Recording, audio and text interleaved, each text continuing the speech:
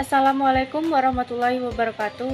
Halo semuanya, perkenalkan nama saya Meliani Agustin Sintadewi dari Prodi S1 Kebidanan tingkat 1 kelas A. Di sini saya akan menjelaskan tentang proses terjadinya kehamilan dari bertemunya sel sperma hingga pembuahan. Sebelumnya di sini kita sudah tahu jika kehamilan terjadi ketika sel sperma bertemu dengan sel telur. Proses inilah yang dinamakan sebagai pembuahan atau konsepsi. Lalu, bagaimana cara sel sperma dengan sel telur bertemu?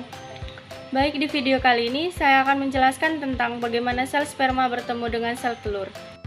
Ketika kedua pasangan atau suami istri melakukan hubungan intim dan setelah terjadi ejakulasi atau penyemburan air mani ke dalam vagina, ada jutaan sel sperma yang akan bergerak menuju alat reproduksi pada wanita.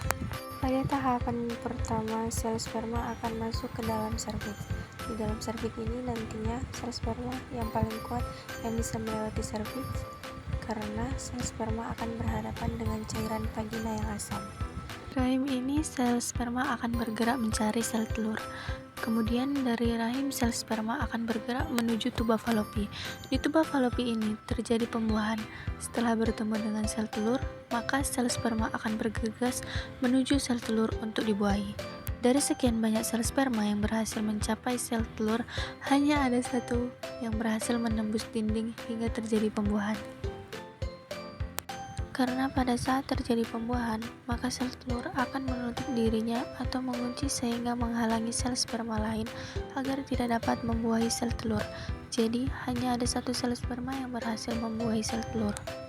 Dan di sini terjadi peleburan inti sel telur dengan inti sel sperma sehingga membentuk zigot. Kemudian zigot bergerak menuju rahim. Zigot akan berkembang menjadi morula dan blastosi.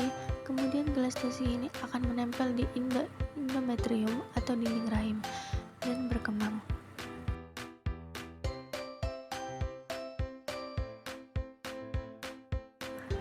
Di sini janin sudah mulai bergerak aktif dan dilindungi oleh plasenta. Di plasenta banyak menghasilkan hormon progesteron untuk menjaga proses kehamilan. Sekian video penjelasan dari saya. Mohon maaf jika ada kesalahan dalam penjelasan tersebut. Semoga dapat bermanfaat bagi kita semua.